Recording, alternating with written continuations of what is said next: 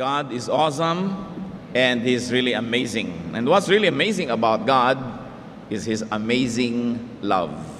Isang napaka-common na tema ang amazing love ng Panginoon, pero dapat nating laging sariwain kung anong kahulugan, nakahanga-hanga, kagilagilalas ang kanyang pag-ibig. Ama sa langit, salamat sapagkat kayo'y nasa amin din puso. Nakasama namin kayo saan man kami pumunta upang kami ingatan ninyo, upang kami gabayan. Patawarin niyo po kami sa aming mga kasalanan, sa mga pagkukulang namin, punan niyo po kami. At papagliwanagin niyo po ang aming isip nang makita namin ang leksyon ninyo para sa amin sa sandaling ito. Mangusap kayo sa simpleng paraan at kami, Panginoon, mapayaman, mabusog ng inyong mga salita. Teach us, enable us, empower us, enlighten us with your words. And we ask you, Father, to be our sole speaker. Speak to your people, use your servant only as your instrument. And may your words be our medicine, our food, our light, our joy. In the name of your Son, Jesus, our Savior, we pray. God's love is amazing because God's love created us. And God's love created us in His own image. Dahil sa kanyang pag-ibig ay nilikha niya ang tao at ang paglikha na ito ay sa kanya pang wangis. Hindi tayo inihalin tulad sa ibang nilikha lang niya, kundi sa kanya mismo. Genesis 1:27, so God created man in His own image. In the image of God, He created him, male and female, He created them. And God created us for companionship. Nilikha tayo ng Panginoon, kawangis niya, para na sa ganon ay tayo'y bagay, magkapares, magkamatch. Because God desires, God so wishes, that there will be companionship between Him and His people. And among the people that He also created. Genesis 2:18, the Lord God said, it is not good for the man to be alone. I will make a helper suitable for him. So alam niya na mas mainam at kinirate niya na ang tao ay mangangailangan ng kapwa at kakailanganin din ng kanyang kapwa. James 2:23, Abraham was called God's friend. And what is friendship for? But for companionship, to enjoy one another and one another's presence. John 15:15, I have called you friends, sabi ng Panginoong Jesus. So galing sa Diyos Ama at sa Diyos Anak, nakikipagkaibigan sa tao. God created man to fellowship with Him and with other human beings. And in fact, God saved and continues to save man so that the fellowshipping could continue. God likes, God wants, and God wills to connect and to fellowship with His people. Yan ang amazing love. Na sa kabila ng ating mga kapintasan, sa kabila ng ating paglayo kuminsan at mga pagkakamali, gustong-gusto pa rin tayo ng Diyos na kasama.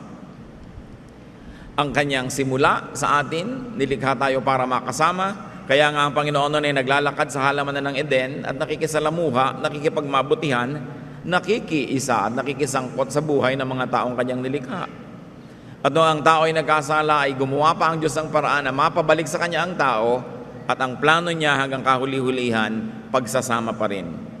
1 Thessalonians 4:17, after that, we who are still alive and are left will be caught up together with them in the clouds to meet the Lord in the air, and so we will be with the Lord forever. Tinutukoy dito ang mga panahon na ang taong nilikha ng Diyos ay lahat ay uuwi at babalik na sa Kanya at makakasama yung lumikha habang panahon.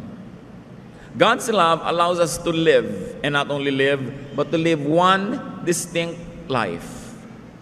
Wala siyang ginawang taong magkamukha kahit pakambal. Ang gusto ng Diyos sa tao, maranasan niya na maging bukod tangi, isa, unique, walang kopya. At nang sa ganon, sa kanya lang mata makikita niya ang daigdig at siya ay kailangan ng kapwa dahil walang pwedeng pumalit sa kanya. That God connected us with Him and to other individuals through design. Ephesians 4:11, it was He who gave some to be apostles, some to be prophets, some to be evangelists, and some to be pastors and teachers. And you can go on and on and on. Ang Panginoon ang naglikha at gumawa sa tao para magkaroon siya ng kakaiba bukod tangi at kanya lang na papel sa buhay. So, binigay na example dito, may mga nilikha daw na nakadisenyo para maging apostle niya, maging propeta, maging evangelist, soul winner, maging pastor, maging guro, at lahat pa ng uri ng ministries, vocations, at ng mga gawain sa mundo, ibinagay ng Diyos sa tao. Kaya walang taong walang silbi. Yung iba nagmumukhang walang silbi kasi ayaw magsilbi. O kaya maling lugar ang kinakalagyan, hindi tuloy lumulutang yung kanyang galing. Kasi na-assign siya o ini-assign niya ang kanyang sarili o nabara na siya sa isang lugar na hindi naman siya bagay doon. Bakit ginawa yun ng Diyos? Para walang tao na makakaramdam na siya ay expendable, na siya ay hindi kailangan. Ang lahat ng tao ay kailangan. Yung iba nagmumukha lang hindi kailangan dahil nakasanayan na nating hindi asahan dahil hindi mo naman maasahan talaga. Pero choice. Everyone is needed and everyone needs everyone else. Kailan kaya natin yan lubos na mauunawa na ang nangyayari sa ating kapwa ay nangyayari din sa atin? Kaya maganda nga yung salitang kapwa-tao. Pareho kayo, siya at ikaw, pareho rin. Pero individually may pagkakaiba para merong karing halaga na ikaw lang ang may dala at may bit-bit nun. Kaya kailangan ka ng iyong kapwa. Psalm 139:14, I praise you because I am fearfully and wonderfully made. Your works are wonderful. I know that full well. Yung namimintas sa sarili at namimintas ng kapwa, ibig sabihin hindi niya dinidibdib ang kahulugan na ang bawat tao ay buong kahiwagaan, kapangyarihan at kaluwalhatiang nilikha. Na ang bawat tao ay wonderful. Bakit? Diyos kasi ang gumawa and the works of God are wonderful. Marahil maaari nating sobrang tinititigan lang yung kakulangan ng kapwa, hindi natin nakikita yung mga bagay na talagang tamang-tama siya. Hinahanap natin sa kanya yung wala sa kanya, pinagagawa natin yung hindi naman siya gifted to do, nagmumukha tuloy siyang walang kwenta.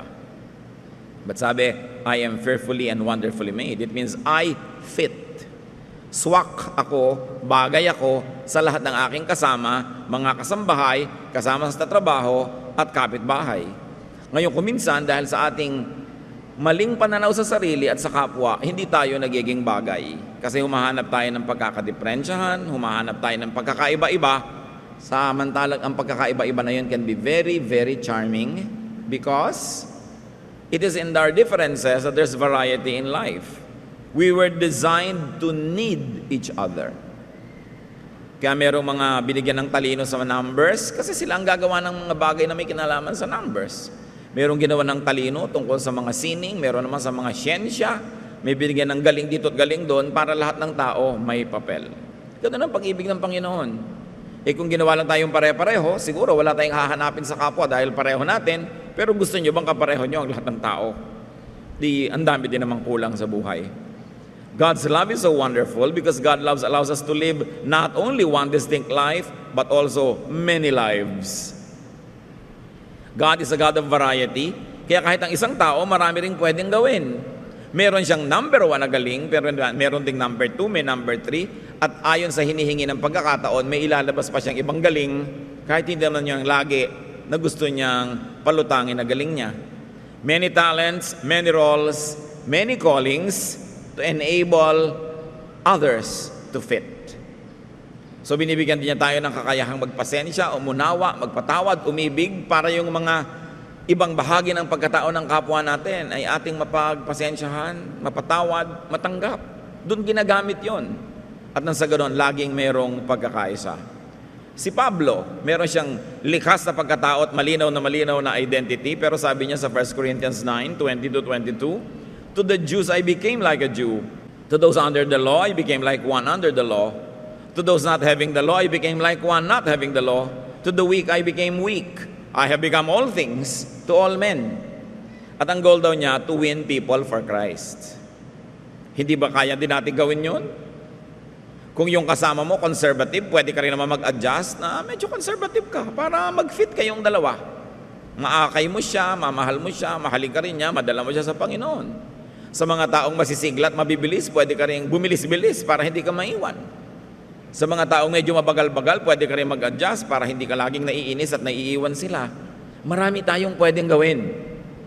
Kuminsan, hindi lang tayo nagkakasundo-sundo, hindi tayo nagkakasama-sama, hindi tayo nagkakaisa-isa, kasi binubuo natin sa loob na hindi makipagkasundo, hindi makipag-isa at maging iba.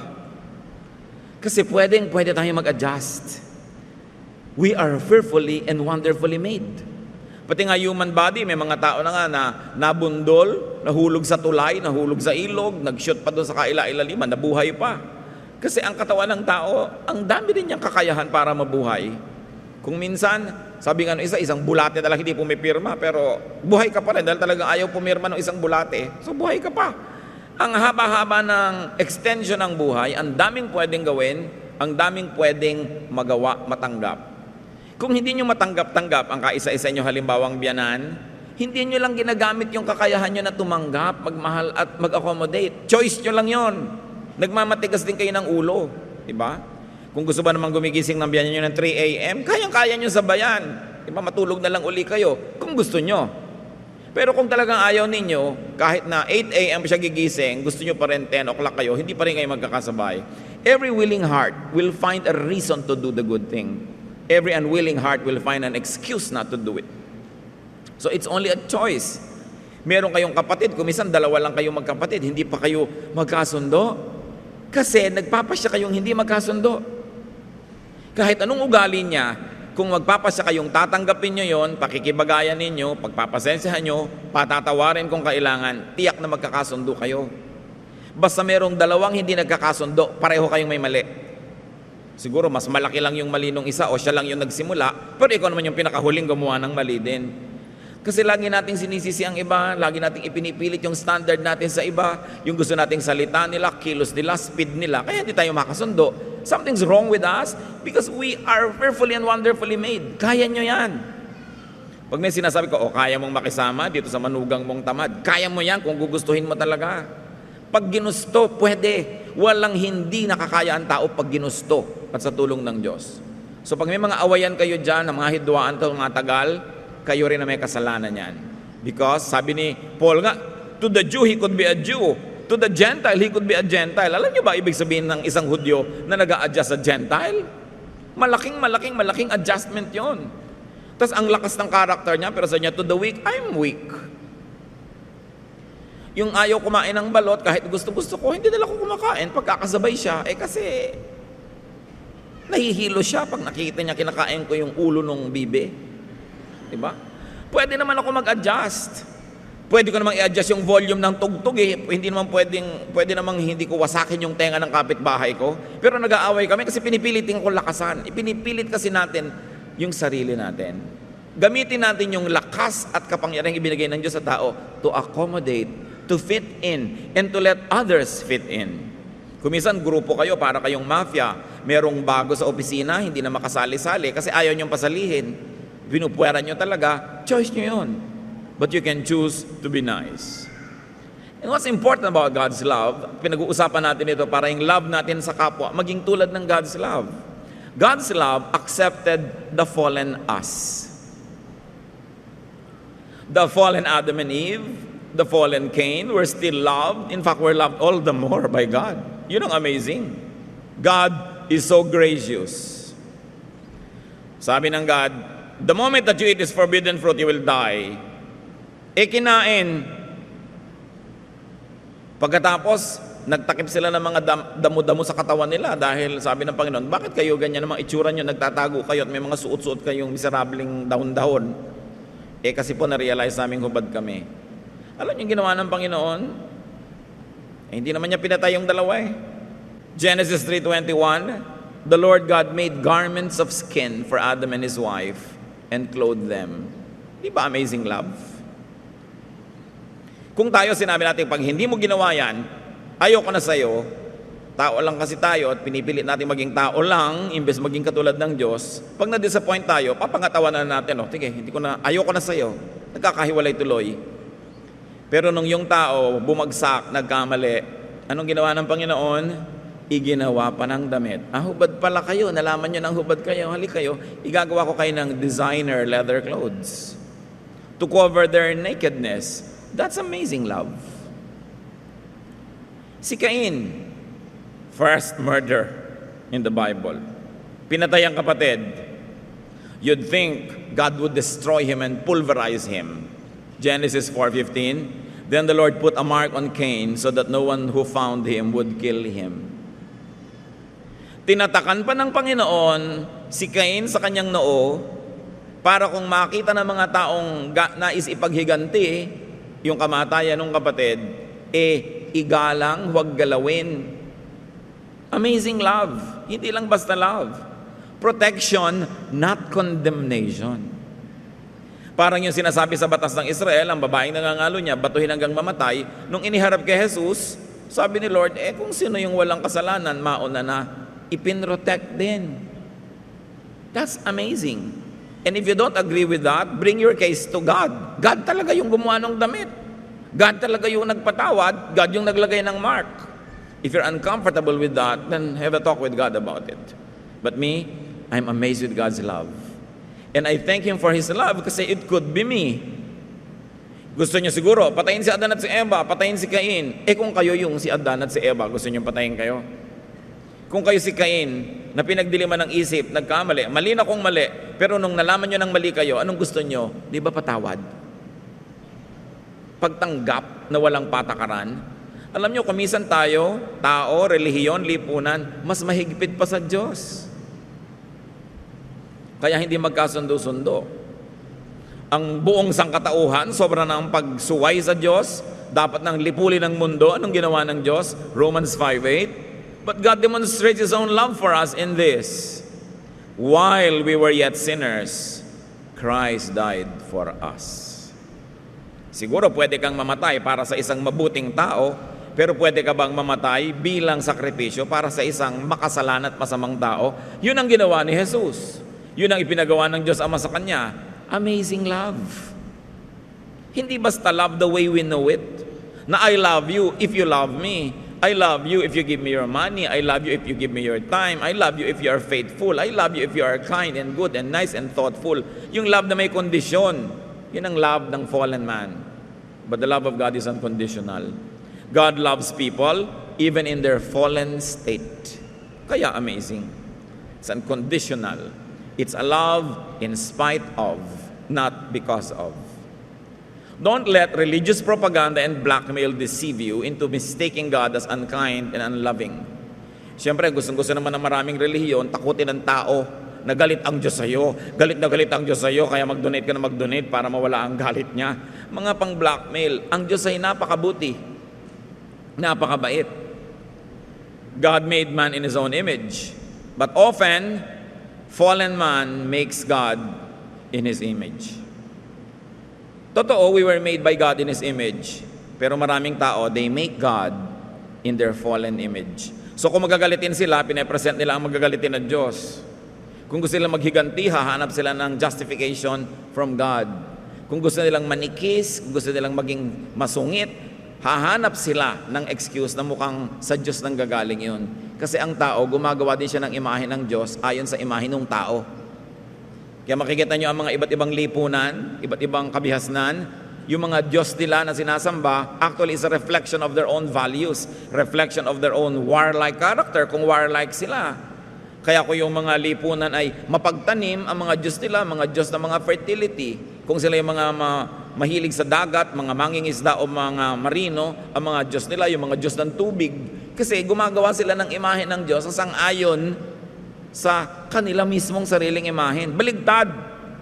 We should make our image in the image of God, not God in our image. Because sometimes we project our own beliefs, we project our own moods and our own sentiments on God and make God say what we like to say so that we could be justified. Baligtad yun. Dapat yung tunay na image ng Diyos ang lumulutang. God loves and saves us from ourselves through laws and limitations and consequences. Ang pinakamalaking panganib sa ating kaluluwa ay hindi nagmumula kay Satanas.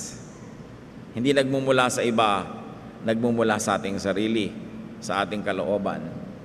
Kaya ang ginawa ng Diyos to protect us from our own selves, from our self-destructive ways. Nagbigay siya ng mga batas, mga hangganan, mga takda, at mga bunga ng mga paglapastangan at paglabag dito.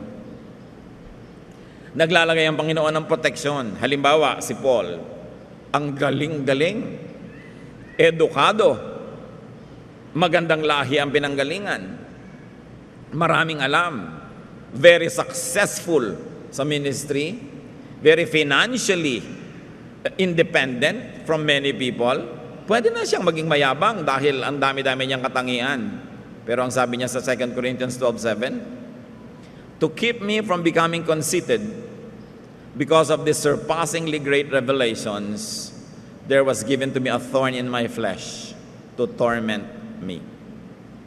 Hindi sinabi kung ano, pero sabi niya, para iiwas ako ng Diyos na maging mayabang, binigyan ako ng isang napakahirap na kalagayan na lagi na lang nagpapahirap ng buhay ko. Sabi niya, ilang beses ko idinalangin sa Diyos sa tanggalin ito, pero di niya tinanggal, so tatanggapin ko na lang. Marunong ang Diyos. Bakit hinayaan ng Diyos halimbawang matadtad ka ng peklat? Baka naman kung ang kinis ng balat mo, ipaghampasan mo yung mga legs mo sa lahat ng sulok ng Metro Manila. No? Bakit halimbawa binigyan kanya ng parang physical limitation? Baka kung sobra kang naging maganda, yumabang ka, umapariwara ka tuloy. Mabuti na yung walang natutukso sa'yo. Di ba? Hindi ka napapariwara. Kesa sa pinaghahangaran ka ng lahat ng lasik na dumadaan, napapahamak ka. Meron tayong mga limitasyon na inirereklamo natin sa Diyos. Bakit ako ganito? Bakit ako ganon? Hindi niyo yata ako mahal. Bakit niyo ako ginawang ganito? Mahal ka nga, kaya nilagyan ka limitasyon. At nilinaw sa atin niya ni Paul, para hindi ako yumabang, binigyan ako ng kapintasan o kahinaan. Inililigtas ang ating espiritu sa mas delikadong mga panganib pa. People with great gifts and talents and powers have built-in fuses, weaknesses, and it becomes their protection.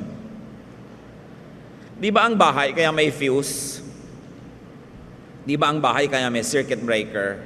Mga building, pag merong maling lakas ng kuryenteng pumasok at baka masunog ang bahay mo, magtitrip yung fuse. Hindi niya papadaanin yung kuryente. Yung iba naman, para padaanin yung kuryente, lalagyan ng direktang kawad. Kaya nga nagtitrip yun para huwag pumasok yung kuryente dahil delikado. Ganon din tayo mga tao. May mga fuse. Meron lang na hanggang doon lang ang kaya mo. Kaya talagang pag sinaabuso mo na yung sarili mo, sobra ka nang aantukin, baka mapasandal ka lang, tulog ka na. Kasi magtitrip ka na Low bat ka na, kailangan ka na mag-recharge. Nilikhaan ng Diyos may ganun mga limitasyon. Kaya huwag tayo lagi nagagalit na may mga limitasyon tayo, nagdaramdam, at ayaw nating tanggapin yon. Sabi ni Paul, sa ikabubuti ko rin yon, dahil mahal ako ng Diyos. May limitasyon. Kaya pag sabing, bawal dito, huwag kang pumunta dito. No parking here. Park at your own risk. May mga nalalaglag na mga bato, magpa-park ka doon, risky, kaya may bawal. Huwag kang mag-park doon, para sa kabutihan mo. Dapat ang tao masunurin sa ganyang mga limitasyon kasi mapapahamak siya o ang kanyang kapwa pag hindi niya yung ginalang. God's love accompanies us everywhere, all the time. Proverbs 15:3, the eyes of the Lord are everywhere, keeping watch on the wicked and the good. Yung keeping watch, hindi ito para mahalin niya yung good at paluin niya yung bad. Walang sinabing ganon. Interpretasyon na lang yan ng mga tao. Kapwa niya binabantayan ang mabuti at masama. Pareho. The Lord sends rain both on the just and the unjust. The sun shines on both the good and the bad. People always want to punish the fallen and the imperfect, but God's amazing love does not do that. Minamahal niya kahit yung fallen. Tayo, pagka medyo nagkasala, nagkasala naman siya Meron pa akong kausap, yung pumpinsan ko, namatay na, lung cancer. Kasi naman, sigarilyo siya ng sigarilyo. May kasama na agad na blame, Kasi tayo, pagka merong pinayuhan at hindi nakinig, we feel we are entitled not to help anymore kasi hindi tayo sinunod. Hindi siya sumunod di bahala siya. Actually, excuse lang natin yon kasi talaga ayaw nating tumulong. Kasi sinusunod ka at hindi, matigas ang ulo niya at hindi, kung gusto mong tumulong, tulad ng Diyos, tutulong ka pa rin. Kaya isa sa mga pinaka-nagpapamanhid ng kalooban ng tao, yung pagiging sobrang relihiyoso. Yung mga relihiyoso, pagka ang dinadapuan ng mga sakit, ng mga dilubyo, hirap sa buhay, ay yung sa tingin niya makasalanan, sasabi niya, sinful naman siya Yung parang natutuwa ka pa. At marami talagang relihiyoso, tuwang-tuwang, alam mo, yung mga umaapi sa atin, sa impyerno yung pupunta. Ganyan, tuwang-tuwang, sa impyerno talaga yan, tayo sa langit. Kung talaga maka-Diyos ka, ipagluluksa mo ang bawat pupunta sa impyerno, kahit masama siya o hindi. But religiosity can numb us, can give us a false sense of righteousness, that we feel that anybody who falls short of our measurement of righteousness deserves hell. And therefore, we gleefully usher them into hell.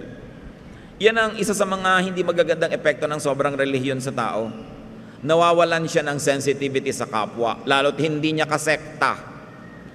Pagka nasunog yung isang buong bayan, alam nyo, nasunog yung buong bayan, pero huminto sa tapat ng bahay ni sister. Tawa mo, hallelujah, hallelujah. Pero yung iba, nasunog kasi iba relihiyon eh. Ganun kaya ang Diyos? Pwede mo bang kulungin ng Diyos sa relihiyon? Yung Diyos universal, your religion, it's a frame, a prism, a glass through which you look at God. Pero hindi mo pwedeng ikulong ang Diyos doon sa pananaw mo na yon. God is beyond and above religion. But religion limits God to the congregation. Parang sila lang ang may Diyos. Hindi tayo mahihiwalay sa Diyos kahit anong mangyari.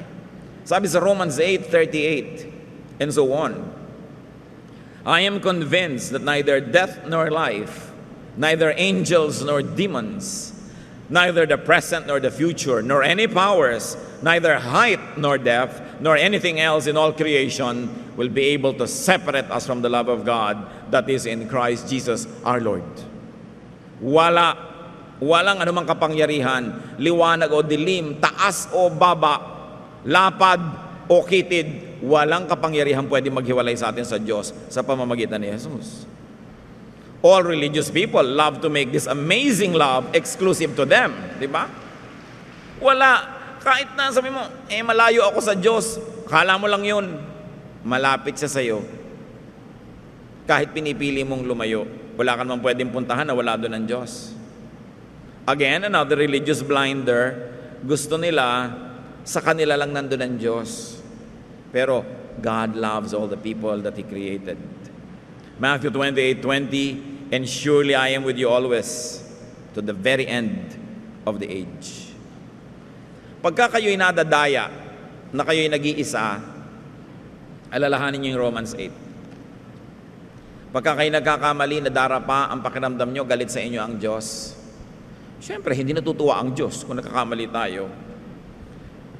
Pero mahal ka pa rin ang Diyos. Parang magulang, kahit hindi natutuwa, mahal mo pa rin yung anak mo. Hindi ka natutuwa, napapahamak siya, hindi ka natutuwa, may ginagawa siyang hindi maganda, pero mahal mo pa rin. Kaya parang mali, pagka yung magulang, conditional na yung love.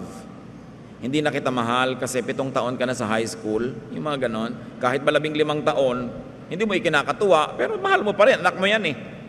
Sa'yo naka-assign yan, kaya sa'yo ibinigay ng Diyos para ikaw magmahal. Sino gusto mong magmahal sa Kanya? Ang principal. Assignment mo yun eh, kaya sa'yo binigay. So dibdibin mo yun. Yung pamilya dapat walang patakarang pagmamahal. Hindi pang kukonsente, pero alam mo dapat, kahit anong mangyari, may pamilya ako eh, may magmamahal sa akin. Kung minsan sa ating mga pagiging isip bata, nasa samantala natin yun, yung ganong katotohanan, na-exploit natin. We don't do our best. Pero pag nang mature tayo, marirealize din natin, napakasarap na may ganun kang pwedeng uwian, na laging alam mo, tatanggap sa'yo. Hindi ka lang tatanggapin kung good looking ka, kung healthy ka, kung okay ka, kundi kahit ano. At kahit pa nga ang mga human parents na pinakamalapit na ang love sa godly love, nagkukulang pa rin kuminsan, ang Diyos hindi. Tatandaan mo, kahit gaano ka kabigo, kahit gaano pa kasama ang nagawa mo, kahit gaano pa karumi ang nahulugan mong kanal, mahal ka pa rin ang Diyos. Nothing can separate you from the love of God. And that same love is the love that we should give to one another. Hindi tayo judges ng isa't isa. We are extensions of God's love. Kung minsan akala natin hindi kaya ng Diyos na magturo sa nagkakamali, so pinipilit natin na tayo yung magturo, tayo yung magtuwid, tayo yung magtama. Alalahanin niyo si Jesus. Sabi niya, kung sino sa inyo ang walang kasalanan, bumato na. So may liko, gusto mo ikaw magtuwid, sasabihin ni Lord, sige, kung talagang tuwid na tuwid ka, wala kang kalikuan, sige, ituwid mo. Disiplinado ka, perfect ka, sige, mang-disiplina ka. Pero kung hindi ka ganon, magmahal ka na lang. Patuloy ka rin siyempre magturo, umakay, mag-inspire, but don't judge. Even Jesus is not yet in the business of judgment. He's still saving people. Nauunahan pa natin kumisan yan. God's love guarantees our oneness with Him. Ano ang ating patunay, katiyakan na tayo'y hindi mawawalay sa Kanya? He gave us His Spirit. Kung minsan, may boyfriend ka, bibigyan ka ng singsing, patunay na ikaw lang, yung pala sa loob ng singsing, yung pangalan, to whom it may concern. Ang dami nyo palang nabigyan nun.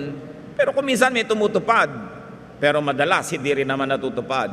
Sing-sing lang ang binigay sa iyo Kayong dalawa, pipirma ng kontrata, marriage contract. Madalas hindi rin natutupad yung mga stipulations dyan, yung mga detalye. Ang Diyos, ano ang binigay sa bawat tao? Hindi sa isang church, ha? Sa bawat tao. Anong ibinigay niya? Ang Espiritu niya. Paano babawiin ng Diyos yung Espiritu niya? Nakalahok kaisa ng Espiritu ng tao. 1 John 4:13, we know that we live in Him and He in us because He has given us His Spirit. Ano pa ang patunay ang kailangan natin para malaman natin, grabe ang pag-ibig ito. Ibig sabihin, kahit anong gawin ko, hindi ako mahihiwalay sa Kanya. Tatakpan niya ng pag-ibig, huhugasan niya ng dugo ni Jesus, mamahalin niya ako, dahil ang Espiritu namin hindi pwedeng paghiwalayin. Walang bawian. Sa simula pa lang sa creation, ibinigay na niya yung Espiritu niya sa tao. Pagkatapos, nung ang tao ay nagkamali, ibinigay niya ang kanyang anak. He gave us His Son. Parang renewal ng relationship, renewal ng wedding vow. Na parang sinasabing, nagkamali ka man, nalayo ka man, heto, gumagawa ako muli ng paraan na sa pamamagitan ng anak ng Diyos, ang sangkatauhan ay makakabalik sa Diyos. Romans 5:10, for if when we were God's enemies, we were reconciled to Him through the death of His Son, etc., etc. I'm interested only in the first part of the sentence. Sabi, kung nung araw na tayo malayo sa Diyos, noon namatay si Jesus para sa atin. Ngayon pa ba, na lumapit na tayo sa pamamagitan ng Kanyang anak, ngayon pa ba mahalayo ang Diyos? Kung nung araw na hindi mo pa tinatanggap si Jesus, noon naman siya namatay para sa iyo Ngayon pa bang tinanggap mo na? Ngayon pa mapalayo sa iyo ang Diyos Ama? Lalong hindi. Ano pa man ang mangyari, kasapitan mo sa buhay. God's love reunites us with Him forever. Bagamat tayo na Espiritu niya ay inilagay niya pansamantala sa lupang katawan para maranasan natin ang buhay dito, maranasan nating mamuhay kasama ang kapwa, at ang Diyos din sa pamamagitan ng katawan ng tao, at nandun ang Espiritu ng Diyos sa katawan na yon, ang Diyos man ay maraming nagagawa through and in creation. Sa oras ng kamatayan ng ating katawan, bumabalik ang Espiritu sa Diyos. Ecclesiastes 12:7, and the dust returns to the ground it came from, and the spirit returns to God who gave it. Amazing death. Because death now brings you back to your original spiritual life with God. Romans 8:11, he who raised Christ from the dead will also give life to your mortal bodies through His Spirit who lives in you. Bakit si Jesus namatay at matapos mamatay ng 3 araw ay nabuhay na muli? Isang halimbawa ng gagawin ng Diyos sa bawat anak niya. Na mamatay man ang iyong katawan, mare-reconstitute that you will wear a glorified body and that we will be with the Lord forever. God is with His people in life and in death. Why? Because His Spirit is our spirit. 2 Corinthians 5:8, we are confident, I say, and would prefer to be away from the body and at home with the Lord. Iwan ko man yung katawan ko na yan, ang uuwian ko naman ay ang Diyos sa langit, di bali nang iwan ko yung katawan na yan. Bagamat ang mga katuruan ng Christianity ay nagsasabing ang katawan na yan ay muling bubuhayin in a glorified way. At sabi sa Psalm 23 verse 6, surely I will dwell in the house of the Lord forever. Sa Revelations 21, 2-3, pinapakita dito yung mga sinasabi ng sumulat na magaganap sa mga huling araw. I saw the holy city coming out of heaven from God, prepared as a bride beautifully dressed for her husband. And I heard a loud voice from the throne saying, now the dwelling of God is with men, and he will live with them. They will be his people, and God himself will be with them and be their God. Sabi niya, sa darating na panahon na yon, ang kaharian ng Diyos ay bababa na para bagang isang babaeng ikakasal, bihis na bihis, gayak na gayak, walang lukot ang damit, walang dumi, parang isang babaeng ikakasal. Madalas gamitin ng Diyos ang relasyon niya sa church, ang relasyon niya sa kanyang mga anak, ang relasyon niya sa sangkatauhan, na parang relasyon ng isang babae at isang lalaking ikinakasal. Ibig sabihin, sila'y para sa isa't isa, sila'y bagay sa isa't isa, at habang panahon, sila ang magiging magkapareha. Yun ang ginagamit niyang metaphor. Pag-iibigan na hindi impersonal, very personal, very emotional, very, very real. Yung pagsasama ng isang mag-asawa. Bride and groom, couple forever. Siyempre, metaphor lang naman yun, isang talinghaga na ang kinakahulugan lamang at gustong ipaliwanag yung pagiging isang-isa.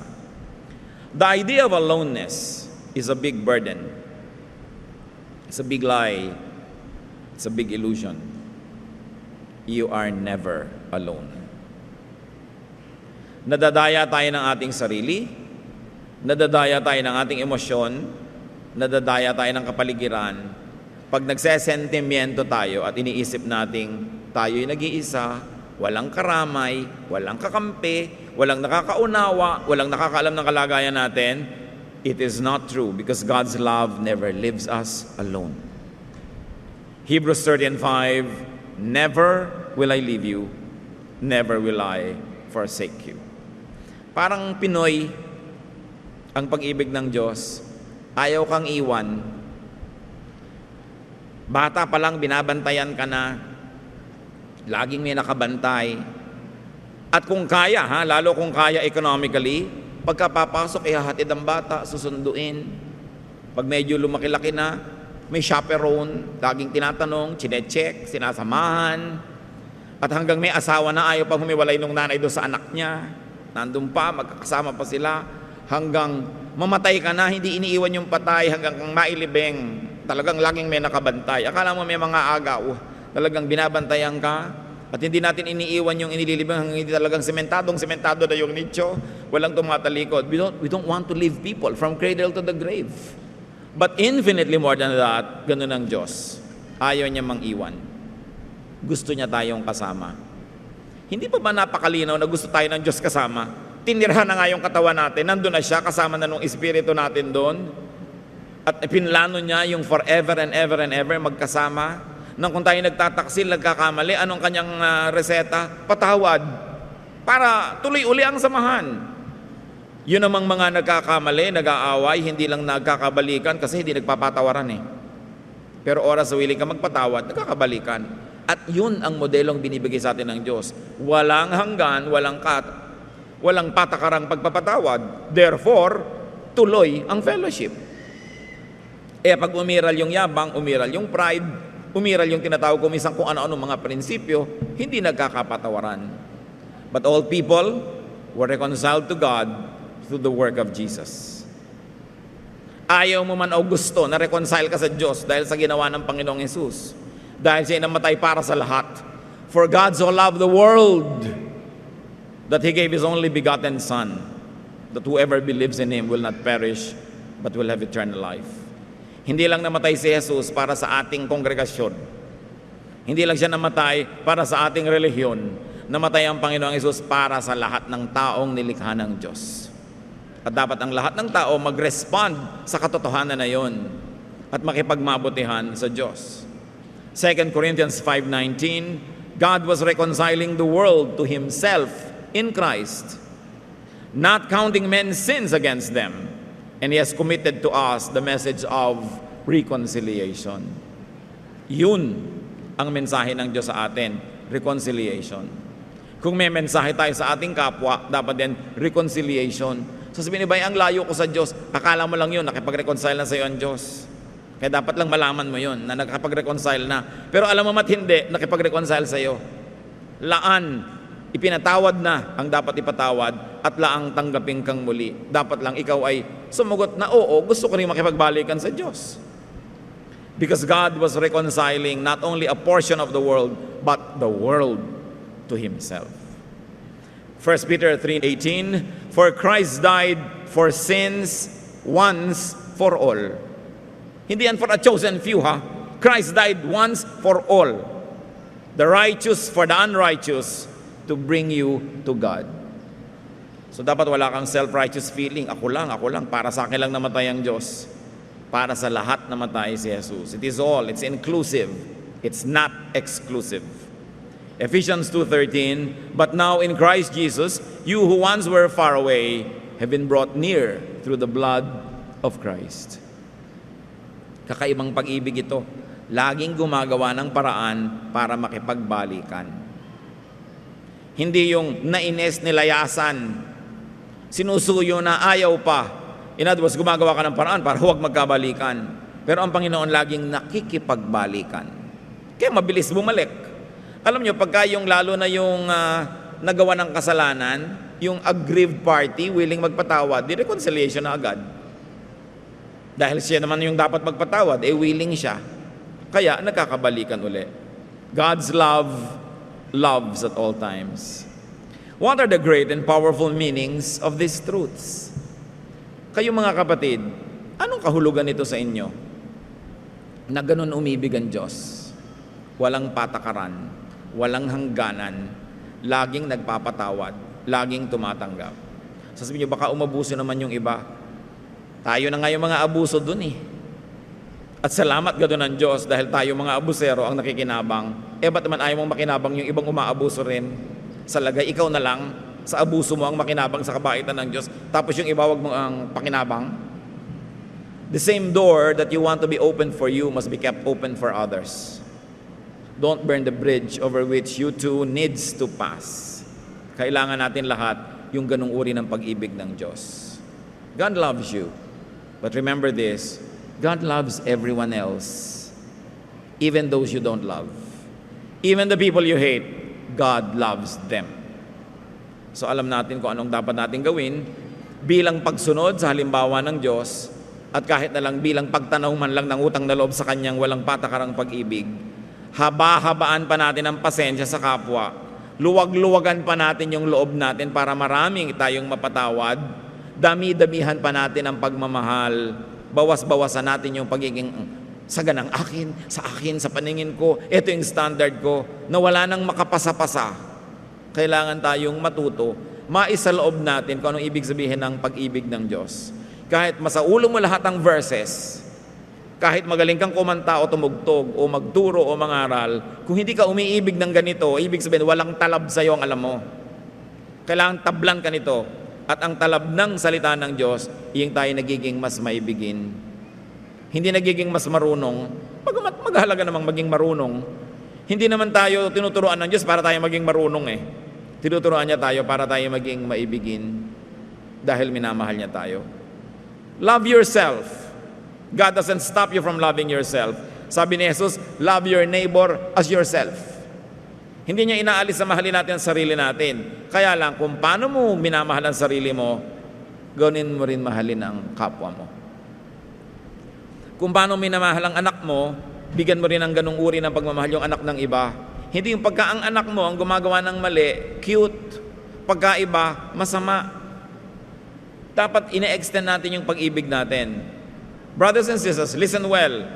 Except for marital love, love must not be exclusive. It must be inclusive. Mahal mo ang sambahayan mo, mahal mo rin dapat yung sambahayan sa kabila. Mahal mo yung anak mo, mahal mo rin dapat yung labanderang naglalaban ng damit ng anak mo. Mahal mo yung mga pamilya mo, mahal mo rin dapat yung mga taong kasama nyo sa bahay, kamag-anak nyo at hindi sa dugo, pero kasama nyo doon. Hindi yung namimili sobra ang pag-ibig mo.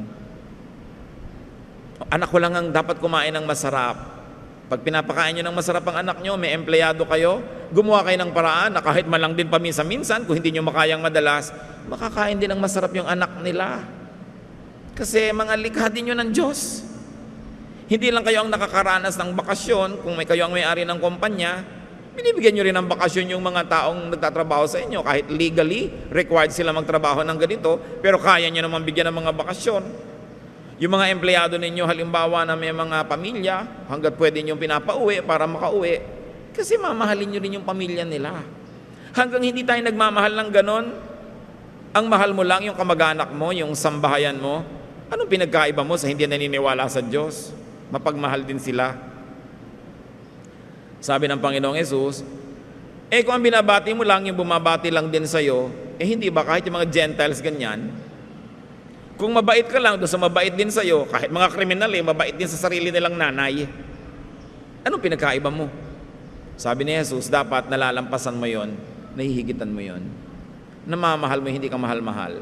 Ngayon, yung pag-ibig na tinutukoy natin dito, hindi emotional love. Alangan mang ma-emotional love mo ang lahat ng tao. Mahirap namang matupad yun. Pero yun lang, committed ka sa ikabubuti nila, gumagawa ka ng paraan para sila ay mapainam ang buhay. That's love. It doesn't have to be emotional. It can be a mental and an intellectual commitment to the betterment of someone else's life. Love yun. So, hindi dapat exclusive masyado yung kindness and goodness. Bawat tao, nandun ang Espiritu ng Diyos. Ano man ang pagmamahal na ibigay mo dyan, Diyos ang nakakadama. Pero ano mang pagkukulang o kaya kasamaan ang gawin mo doon, Diyos din ang nagdaramdam kasi nandun din sa tao na yon yung Espiritu ng Diyos. At nais kong ulitin, hindi mo man siya mahal, mahal siya ng Diyos. Kung ikaw ay naging magulang na, alam mo yon, ang pinakamadaling paraan para kabigyan ng kasiyahan yung mahalin ng iba yung anak mo. Di bali na hindi ka maregaluhan sa birthday mo, pero yung anak mo, kinutuwa mong naaalala nila. Daig pang sa'yo ibinigay ang regalo kung ang anak mong regaluhan. So, ganon din ang Panginoon natin, ang Ama sa Langit. Pag binibigyan natin ang ating kapwa, daig pa na sa Kanya tayo nagbibigay. Pero pag pinagkakaitan natin ang ating kapwa, ang Diyos din na magulang din niya na nasa langit, ang nagdaramdam. So, pahabain natin, palawakin, paramihan ang pinupuntahan, ang ibig sabihin ng pag-ibig ng Diyos. But never forget and never neglect to love yourself. Because Jesus says, love your neighbor as yourself. Hindi masamang mahalin ang sarili. Masama lang kung tanging sarili mo na lang ang minamahal mo at wala ng iba. Ama namin, salamat sapagkat kayo mapagmahal. Kahit pa ulit-ulitin namin ang pagbubulay-bulay, pag-aaral ng iyong pag-ibig, hindi namin kayang unawain lahat ng sabay-sabay. Pero sa ngayon, dalangin namin, dagdagan nyo ang pangunawa namin. Pangunawa sa inyong pag-ibig na lalo, Panginoon, maglalapit ng aming loob sa inyo, lalong makakapagsabi sa aming napakabuti nyo talaga, at higit dyan, lalong magbibigay sa amin ng inspirasyon, kakayahan na maging mapagmahal din sa aming kapwa. Huwag lang kami maging tagatanggap ng iyong kabutihan, maging daan din kami nito patungo sa iba. Pagbulay-bulayan natin, mga kapatid, ang ibig sabihin ng God's amazing love. And that love is not supposed to be God's love alone. It's supposed to be the brand of love we give to Him and to one another. Ama, sa sandali ng katahimikan namin sa inyong piling, turuan nyo kaming magkaroon ng mga personal application at kung paano kami higit na magiging maibigin tulad nyo.